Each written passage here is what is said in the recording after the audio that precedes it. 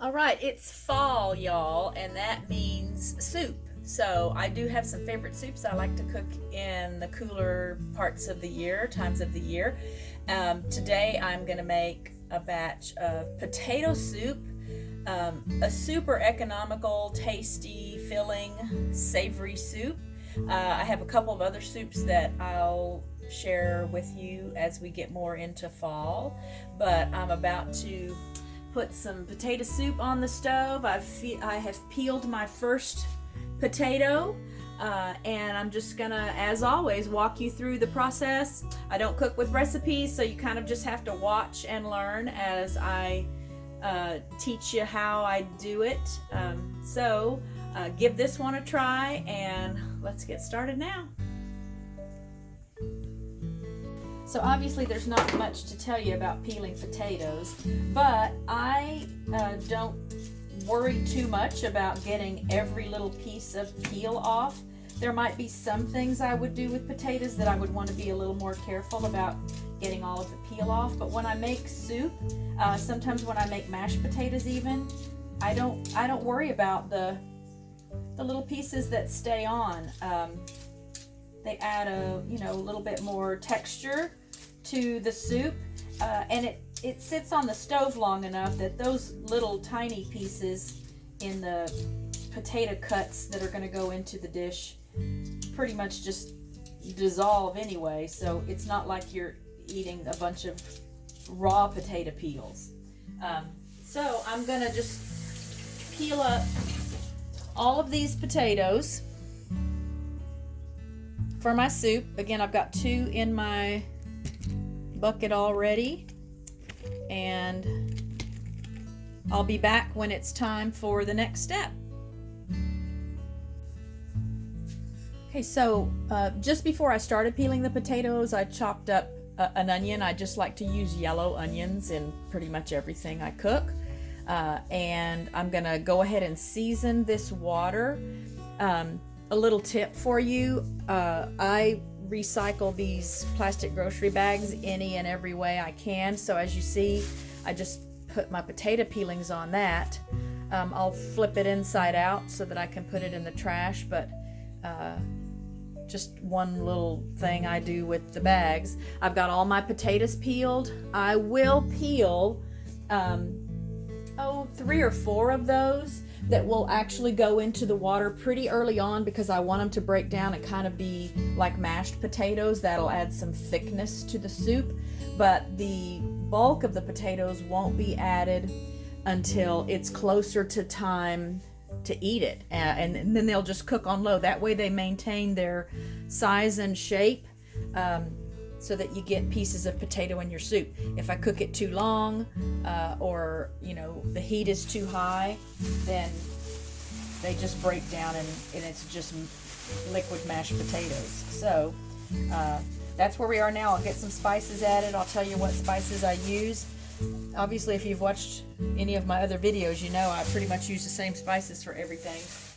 But I will add some chives to this as well. I do buy fresh chives sometimes, but I knew I wasn't going to be making this soup right away when I bought groceries last, so I just bought the little container of the dried chives. So I'll go ahead and add those now so they can start seasoning the water. And that's just an important tip and trick that you can use anytime you're doing a potato dish, mashed potatoes or anything with potatoes in it, is to season the water, because then the potatoes soak up a lot of the flavor of those seasonings, and you don't have to salt and pepper at the table because the seasonings were cooked into the potatoes as they were cooking. So back in a little bit, once I have a little bit more in the pan and my first little batch of potatoes that I want to get mushy, and we'll keep going. Okay, so my everyday spices: some salt,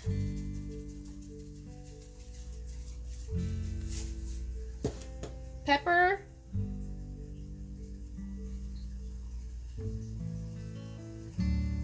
a little bit of garlic. I use garlic in my mashed potatoes as well.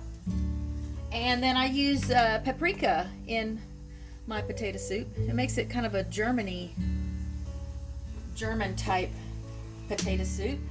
So this is going to cook again for a little while before I add that first little batch of potatoes, because I want these onions to start softening.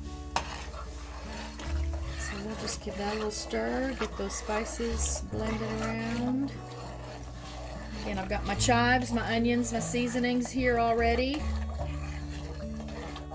You don't have to use onions if you're not a fan of onions. You don't have to use chives if you're not a fan of chives. I love those flavors, particularly as they break down. I don't eat a lot of raw onions. I like red onion on a burger or a sandwich, but I don't eat a lot of raw onions, but I love the flavor of cooked onions. So get these nice and cooked, and then they're nice and soft, so even sometimes people that aren't big fans of onions, they're not as aware that the onion is in it, but the flavor is there. All right, for cutting the potatoes, these are the potatoes I'm cutting to put in so that they'll get kind of mushy and help thicken the soup. And I'll just show you my system for cutting potatoes, and this is regardless of what I'm making. So if I'm doing mashed potatoes, I do this same thing. So I'll cut kind of a base off, so it's not really half of the potato. I'll cut that in half. I'll make some, they're not really cubes, but kind of cubes in it. Then I have a nice flat bottom, see, to sit this potato on. And generally, regardless the size of the potato, I try to get about three slices out of the potato. And then again, these will get cut in half. It's okay that they're not all exactly the same size. And then these get chopped up. Just means that some of the smaller pieces will cook a little faster than the others. But again, you kind of see the size I go for. And this is true if I'm making potato salad as well. I cut the potatoes this same way, and I cut them into about that same size. The trick again is that if you want them to stay close to the size you cut them and keep their form so that they're not just mush, you can't cook them on very high heat. They have to be allowed to just simmer very lightly. So right now, let's turn this down. This is the base going with the onions, the chives, and the seasonings in it. And I just let it cook kind of high because I want those onions to soften and release their flavors. Same thing with the chives. I want the flavors to be in the broth that I'm making. I'm going to add a little bit of chicken bouillon to that. I used to use cream soup. I would put in a can of cream of chicken or cream of mushroom soup, or both. And maybe the chicken bouillon isn't that much healthier, but I just really am trying to stay away from some of the additives and fats that are in foods. So we're going to just do those 3 teaspoons of chicken bouillon. That was a dog bowl. And that'll help also create more of a chicken type stock for the base. And we're just going to let this go. I probably let this simmer for 12-15 minutes just to get the onions started on their way to being cooked.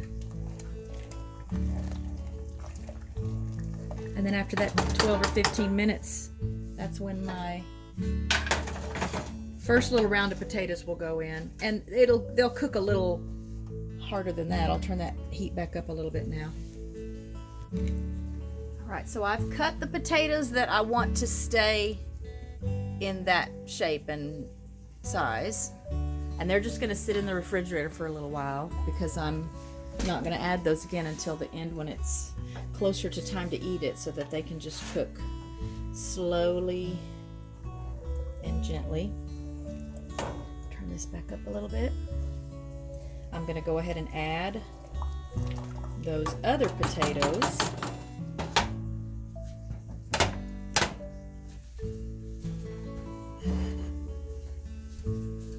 These are the ones I want to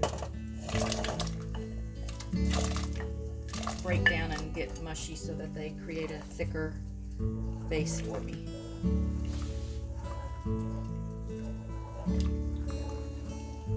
So that's on, about medium-high heat. Just want a gentle boil.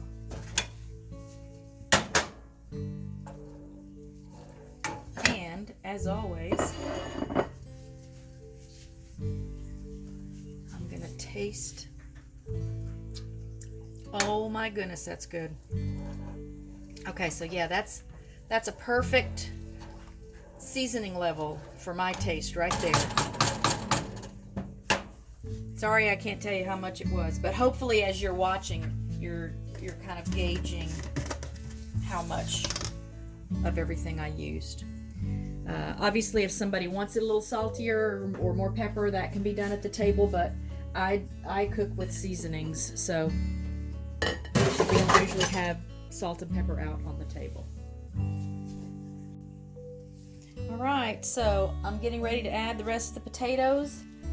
One of the secrets to delicious potato soup is butter. So we're putting a little more than a half a stick of butter in there.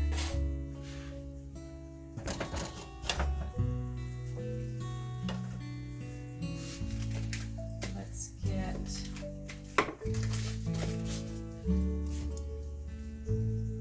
all of that off that knife. Honey, I don't need any help. Look, honey, look, honey.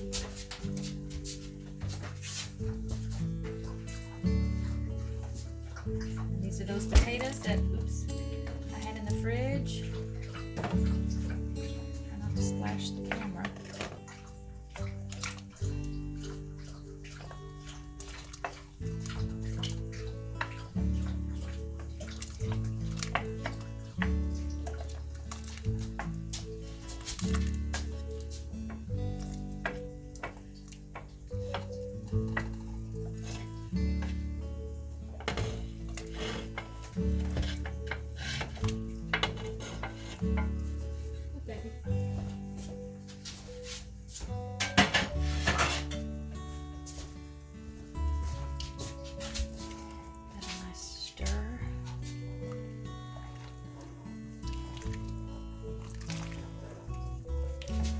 We're going to turn this heat down. Once this butter is melted, I'll put in my last little part here. So you'll see the color now is still, doesn't look like potato soup really, but that's going to change here in just a second. Let's get this butter melted. All right, that butter is melted. Just a reminder, butter is a healthy fat. Much better for you than the pseudo food called margarine. And now I have added milk. That's probably 2.5 cups of milk. So now this just sits and simmers for, I like to let it go an hour or so. So again, the potatoes are cooked, but since it's going to simmer on low, they won't turn into mush. And then we've got a nice potato soup. You can add cheese to this, make it like a baked potato soup. You can add bacon to it. I think you could probably put like smoked sausage or some other kind of sausage, like a zuppa toscana from Olive Garden. I just left my spoon. And there you have potato soup. It's going to cover and simmer. Another reason I don't like to have it going real high when I put the milk in, because I don't want the milk to curdle. There, and I just turned that heat down a little bit more. And then this is great with just saltine crackers, or if you want to have like crusty French bread with it, it's really good with crusty French bread. Again, it's a perfect cool weather meal. Hearty and filling, super cheap to make, and easy steps. So give this a try. Let me know how it turns out for you. If you have questions about how I did it, let me know in the comments. Thanks for watching.